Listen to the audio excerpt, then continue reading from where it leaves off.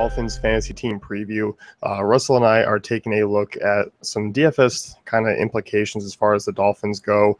And overall, this is a team that really wasn't DFS friendly most weeks of the season. I mean, obviously you had Jarvis Landry, who was a fine PPR scorer.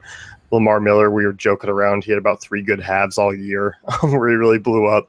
I think that one Houston game was the one that stands out the most, where he scored like 40 DK points in basically 2 quarters. And I don't find it a coincidence that he blew up against Houston and now he's on the Texans. If you read between the lines and you go and check where free agents end up and who they played well against the season before, it's weirdly it weirdly happens a lot, and it just makes you think what are these GMs really doing here? But no, yeah, obviously Lamar Miller was a borderline dominant running back last year when he got touches. Didn't get the touches. I think that's going to be an issue once again this year. But not because they're just not giving the running backs touches, but because who can we really trust there? Miller ended up with around 240 touches last year. Arian Foster obviously signed now. So that's going to be something to watch. But Jay Ajayi's still there. Neither have really been all that healthy. Jay Ajayi's obviously got that knee thing that people were worried about coming out of the draft. Foster coming off a torn Achilles. I mean, that's going to be an ugly situation, but potentially profitable if you can nail it on the right weeks. I mean, so basically, we could be looking at a pretty heavy passing attack if the running situation doesn't work again. And it's kind of beneficial for obviously Jarvis Landry, who, I don't know your take, but it just seems like he's a guy who people are on the fence about as actually being good. And it's just more a volume thing with him. I mean, where do you stand on that? That's silly. If you don't think Jarvis Landry's good, he's clearly good. I think where people get confused is, okay, so he was a top 12 fantasy receiver. He's not a top 12 real receiver. But in terms of fantasy, which is what we're playing for in DFS, I mean, he's extremely valuable. And his role's not going away. There's rumors of him getting taken off punt and kick returns this year to concentrate more on his sort of slot and potentially expanding role. They did bring in Leonte Carew in the 3rd round out of Rutgers. He's sort of a deep threat, at least his college production sort of profiles that way. Over 20 yards per reception in college and scored a touchdown on every 5 receptions or something stupid like that.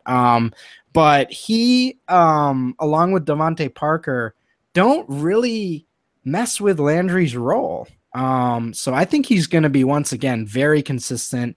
Do I think he's going to get 110 receptions again? No. But I do think he's going to be a pretty consistent week-to-week guy. They use him in the red zone. So yeah, I like Landry quite a bit again this year. And again, Tannehill needs that safety valve. They're going to be running for their lives once again against some of these defenses in the NFC or AFC East. And it's just going to be, I think it's going to be more of the same for Tannehill, where he shows signs, he makes some incredible plays, and then it's just kind of some weeks he's just awful, Yeah, and that's the thing. I mean, Landry's volume is just, 171 targets last year. 30% of the team targets just in passing targets alone. Even 30%, he's not really a red zone receiver, but because they don't really have a dominant threat, he was, 30% of the targets inside the red zone. Jordan Cameron came second. And I think Cameron, I was expecting obviously kind of a buy low situation with him last year, and he didn't really come through. He's always been a guy, even in Cleveland when healthy, he was a big time producer. He's a solid tight end. So I'm curious to see if he can make a jump this year, a second year with Miami, and kind of, be a threat down the field, because outside of that, obviously there's guys gone. Rashard Matthews, he's out. Greg Jennings, obviously, that's about 90 to 100 targets gone that will float to somewhere else. And obviously Miller too, because Miller was used out of the backfield in the passing game with 60 targets. So there's a lot kind of up for grabs there between Parker. You also have Kenny Stills in the mix. So it's going to be interesting to see who that kind of secondary guy is. That you mentioned it, and that's the area where it's going to get really interesting. As you mentioned, Jordan Cameron signed a pretty decent free agency deal last year. Just can't stay healthy. I'm not really buying him as a viable fantasy option this year. I just think with drafting Carew, I think they're going to go with a lot more 3 wide receiver sets. It seems like Deion Sims might be able to get more snaps in a blocking role. Obviously, Cameron's really talented. If we start to see those targets increase week by week, then yeah, I'm in. But it seems like they're kind of very reserved about what they expect from him going forward. As far as you mentioned, Rashard Matthews gone, he was good last year. Ended up with 660 receiving yards and 4 touchdowns in sort of that pseudo second role and then third wide receiver role when Parker came back. So it's going to be between Stills and Leonte Carew.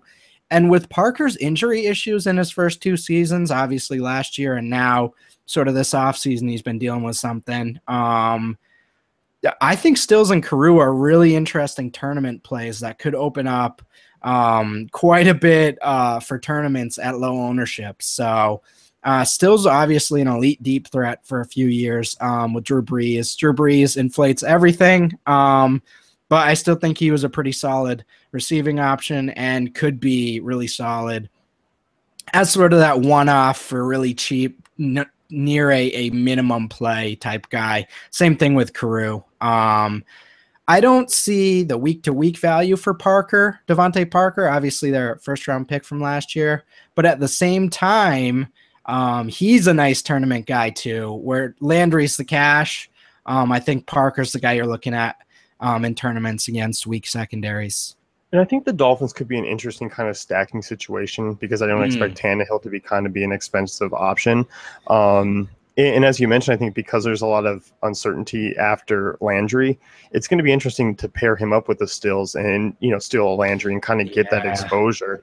And I don't expect that. I mean, outside of Landry will still carry a little bit of a price tag, but everyone else, I mean, it's going to be a really cheap offense, and they're going to have their weeks for the most part to kind of throw around the ball quite a bit. And that's where the weeks you're making like 50 lineups. I don't know how many of you do that, but I know I have some fun weeks like that where you're like, all right, let's do a ton of combinations here. I mean, you can get really weird with this team. Just throw a Kenny Stills in there for the min, and stack him with Tannehill. We see stuff like that happen a lot during the year where you sort of be contrarian like that and it pays off huge. So I think this is a team you definitely target stuff like that with. Definitely. I mean, and obviously Stills, I mean, he comparison to kind of a Deshaun Jackson home run threat type guy. And obviously we saw Ted Ginn, but he's kind of that home run threat as well. But obviously he hit on that multiple touchdowns quite a bit, which I don't expect to happen this season. But there is that potential on a week-to-week basis if Stills can kind of lock down that third wide receiver spot. For sure. So, and as far as the strength of schedule, I mean, the passing attack does have a middle of the road kind of strength of schedule. I mean, if you want to put any sort of stock into that, the running game, I mean, they do have a really tough schedule as far as that backfield. And I think it's just going to be a situation where I can't really see myself using the backfield unless Arian Foster comes out and just actually plays like vintage Arian Foster. So my thinking is they didn't use Lamar Miller like we really wanted. He was used a little bit in the pass game. If Foster can get out in the open, I mean, we've seen him just be a dominant receiving back. If they use him like that, obviously that'll knock down the ceiling of some of the other secondary receiving threats. But I mean, that's where he could have some huge weeks. So early on in the season, I might take some gambles with Foster in tournaments. But yeah, overall, it's way too much of a gamble to really even think about cash game type situations.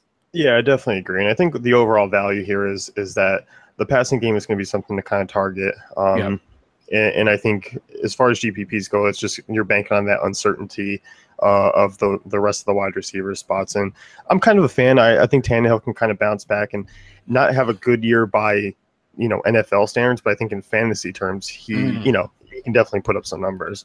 Yeah, definitely. I mean, he did throw for 4,200 yards, only 24 touchdowns, but I mean, that's right on the edge of being really fantasy relevant there.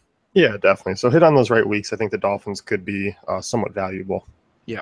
So that's going to wrap things up with our Dolphins fantasy preview. Be sure to check out the rest of our team's content at dailyfantasycafe.com.